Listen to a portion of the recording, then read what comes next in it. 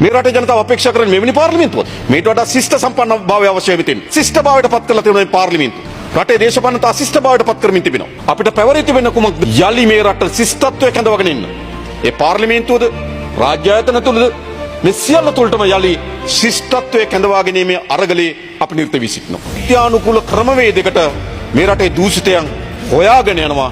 දූෂිතයන් අධිකරණයට යොමු කරනවා. ඒ කවුරු හරි කල්පනා කරන පරිගැනීමක් ලෙස පරිගැනීමක් නෙවෙයි. දූෂණය මැඩ පැවැත්ම සඳහා ගනු ලබන ක්‍රියාමාර්ගව ඒද ප්‍රධාන කාර්යභාරයක් අල්ලාසෝ දූෂණ විමර්ශන කොමිසාව විසින් ඉටු කරනවා. ඒ වගේම FCAD ආයතන විසින් ඉටු කරනවා. නීති දෙපාර්තමේන්තුව විසින් ඉටු කරනවා.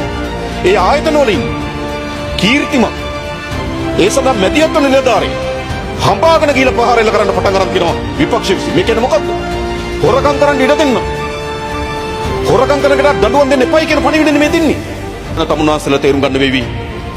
මහජනයාගේ ධනෙ හොරකම් කරපුවාට දඬුවම් දීමේ අපේක්ෂාවක් තිබුණා. අපි මේ රටේ පොදු ජනයාට දූෂණය වංචාව පිළිබඳ දඬුවම් ලබා දීම සඳහා තියෙන අපේක්ෂාවට පනපවන ආණ්ඩු බවට මේ ආණ්ඩුව පත් වෙලා තියෙනවා, පත් කරමින් තිබෙනවා.